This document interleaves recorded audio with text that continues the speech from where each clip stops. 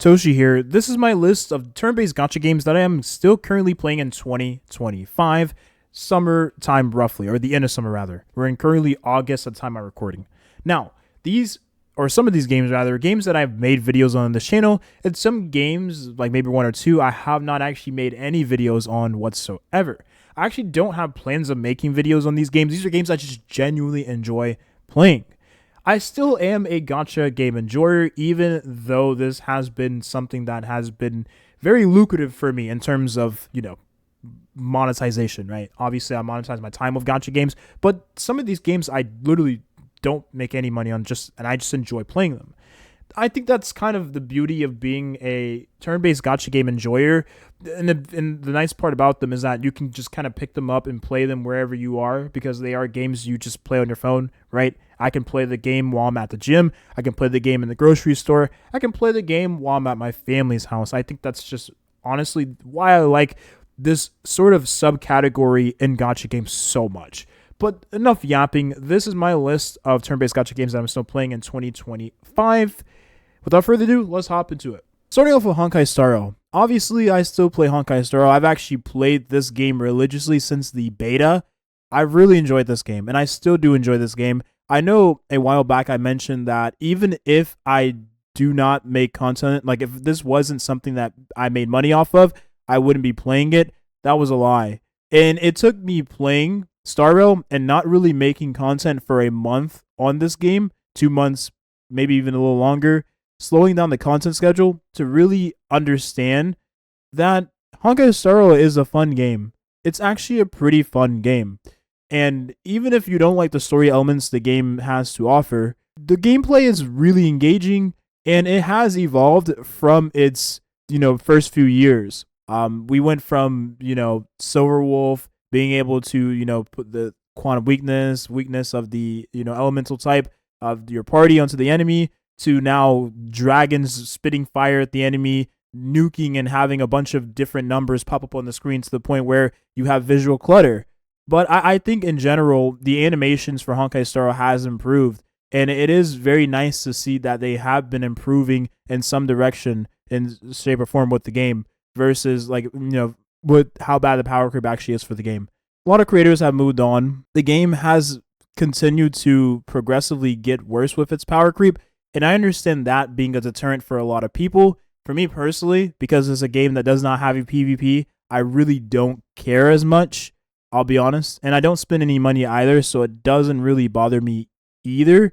But I understand if you are someone who is, very unlucky with your gacha, or, you don't play it often, you're like a very casual player, so like you're not really farming that much in the game. So whenever you do play, your characters may not be able to clear the content. I understand that frustration versus like other games, like for instance Genshin, Wuthering Waves. In those games, you're able to clear content. ZZ, you're able to clear the content even if you don't play for a while, because your characters may not be outdated. And even if you go into a rotation in the end game where it's not favored for your certain characters in the matchup, again, it is not favored for you, you can still clear the content with relatively, ease, right? Whereas in Honkai Star Rail, it's going to be an uphill battle to clear the in-game content if you're not using what the matchup does favor. That makes sense. So I do understand the frustration behind that. But with that to the side, and again, I can only speak on the gameplay, not the story, because I'm not really a story enjoyer for gacha games. Another side tangent here. I love anime. I've seen so many animes. I need to keep a list, but my list would be so full. I don't even know how many I've watched at this point. I love plot. Plot is the most important thing to me with any film, like with anything. I love plot. I just can't get into the story for gacha games, and I don't know why. I think it really does help that Honkai Star Rail has nailed its character designs, has been extremely consistent with making unique and good character designs 2 years into the game, which is very surprising.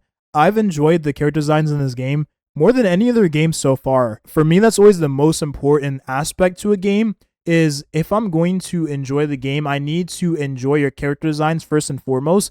And if I can get over that hurdle, the other things typically for me are afterthoughts, as long as the game is not extremely harsh on those other things that deter me from playing the game. And Honkai Star Rail does a great job of not letting those things deter me from playing the game. So I get to enjoy the game and this phenomenal character designs, the best in the gacha game market as of right now, in my opinion. So I made a few videos on this game a while back. Rememento White Shadow.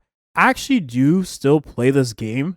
And the reason why I play this game is because, for one, I actually am currently working on a full scripted video that I have been really trying to sit down and think about how I want to, like, write.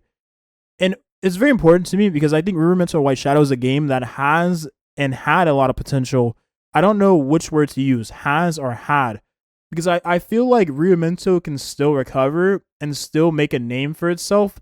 But I think as of right now, the other thing can be said also, that it has already established a name for itself and not a good name, and it may just end up going into service before it ever does get to see light at the end of the tunnel, if that makes sense.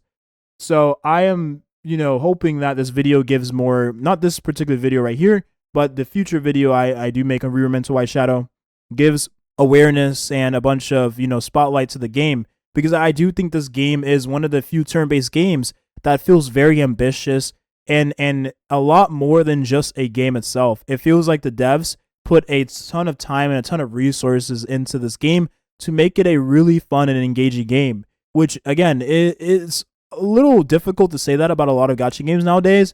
And I think Rememento is one of those few games where, it sucks that they didn't have the budget that they wanted to have. So the game does feel a little rushed. It also does feel, a little bit buggy at times because, again, they are limited on their resources and, again, their budget. But I really do believe this is a game that if they had more time under their belt, they had more resources, more funds, the game would be a lot better, and it'd be one of the best turn-based gacha games out there, in my opinion. It does have PvP, which could be a deterrent for a lot of players, but I do believe that the game does offer more than just PvP, although the PvP is a huge staple in the end game. Don't get it twisted. Now, one thing I really do enjoy about Rememento White Shadow is the character designs. Now, and it's a 3D game, mind you, right? So it's not easy to make, good designs in a 3D game, right? And I do believe that Rememento is one of the few games that is able to pull off really good designs for a 3D game. Now, it does help that the developer, or one of the developers behind the game, has worked on Summoner's War in the past. So they have that experience under their belt. I do think Summoner's War also does have pretty good designs, little cute monsters. This is not someone who is new to designing and developing games, right? Let's just say that. The art team is doing a phenomenal job with Rememento White Shadow, and I do hope that this game does see some success in the future, even if it's not at the top of, the ranking charts for, gacha revenue. But yeah, I'm going to continue to play Rememento White Shadow. I really do enjoy this game, and I wish nothing but best for the devs, man. I actually have never made videos on this game, but I've been playing this game since 2021. I've been playing this game when I started playing Genshin Impact, Epic 7. It's been so long since I've started playing this game, and I've been enjoying this game ever since I picked it up. I'll be honest, I've enjoyed this game more than any other game as of right now. I did not think that I was going to enjoy this game for as long as I have, but I feel like I'm still in the honeymoon phase of the game, and I don't know why. I don't know why I still am in the honeymoon phase of this game for the past 4 years. I'm trying to figure out what's the novelty of Epic 7, but I do believe that the novelty of Epic 7 is treating the game like a catch-em-all Pokemon, trying to collect all the characters in the game, fill up your journal, right? Get all the heroes, and try to progress your account over time to compete with the higher end of players into PvP, which at some point you may end up being able to do so because of the RNG the game does have with its gearing and its gacha. So I do believe that Epic 7 does a very good job at essentially allowing you to compete against the higher end of players. You may not be able to go toe-to-toe with those players every single game, and you might not even be able to go with them ever, right? Depending on the RNG that you do come across of with your account. But for the most part, Epic 7 does a great job at being a good gacha game. Not a great, not a phenomenal, but a good and engaging gacha game of the turn-based category. Epic 7 has amazing character designs. I honestly believe that if it wasn't for the sheer amount of great character designs this game does offer, this game would not do as well as it is currently doing. They do a great job at designing characters. Epic 7 has its own engine. It is called the Una engine. They designed, like, they hand draw these characters out, which you can see in the various sprites in the game. One of my favorite characters, or probably my favorite characters right now, is like Emma Lua, Moonlight Lua, Helion Lua. She looks phenomenal. And I do understand that the aesthetic of the character might be a turnoff for some players, some people. But for me, I am a fan of schoolgirl outfits. I really do enjoy the aesthetic of this character. But even other characters, they've done a great job at designing. Like, for instance, another recent character, Successor Teiyu, looks amazing. It's very rare you have gacha game male characters look as good as this. And Epic 7 does a great job at designing their male characters. Another character is Commander Pavel. Looks awesome. And I know I've only stated, the Moonlight or the Light Dark characters, but they really do put a ton of effort and resources into their Moonlight characters. But even their RGB characters look pretty good nowadays, especially some of the limited characters, which is probably in the name. They want to entice you with these characters, so they make them look the best that they can possible. And I think Epic 7 does a great job at that. Now, there is one thing I am very disappointed with Epic 7 as a long-term player. It is not the gacha. It is not, well, not really, but maybe, but not really. It is not the gearing. It is not the PvP. It is the fact that this game does not release skins as frequently as they should. Epic 7 does a great job at displaying their art and displaying their various different character models in-game, but they don't ever release the unreleased character models or character designs or outfits that they have for the various characters in the game, which is very disappointing. Very disappointing. I think they are sitting on a cash cow with their various outfits that they have for various characters in their game, whether it's in side stories, main stories, art they have showing off showcases, right, that they have on the menu screen. They are sitting on a cash cow here. The various different outfits they have for all the characters. I really do believe some of these things they should implement at some point. Maybe not in the form of like a limited character, because they typically do have a RGB character and they'll show a different version of that character in a story, side story, maybe main story, or maybe even like it's usually side story in the menus, whatever. And that different version of the character ends up becoming a limited character. I don't feel like they need to do that. I feel like if they have skins and they sell the skins and price the skins according to actually being nice for the players, right, in terms of how much a skin should cost, it's Epic 7. And this has been going on for about, well, now 7 years. So I don't really expect them to ever, pick up the slack and make, good skins that they would sell to the players, that the players want, that they show off in the game, which is crazy. It is crazy to me that they refuse to implement this into the game. And maybe I'm not the only player that feels like this. I'm sure there's a lot of other players out there that also feel the same as well. But yeah, aside from that, I really have no complaints with Epic 7 because I feel like at this point I know what I'm getting in. Like I know what I'm getting into, right? I've come to terms with how the game functions, how the game works. So I have zero complaints about the game in general. I understand the game has been out for 7 years, so there's going to be 7 years worth of power creep. I understand. I understand the game has been out for 7 years.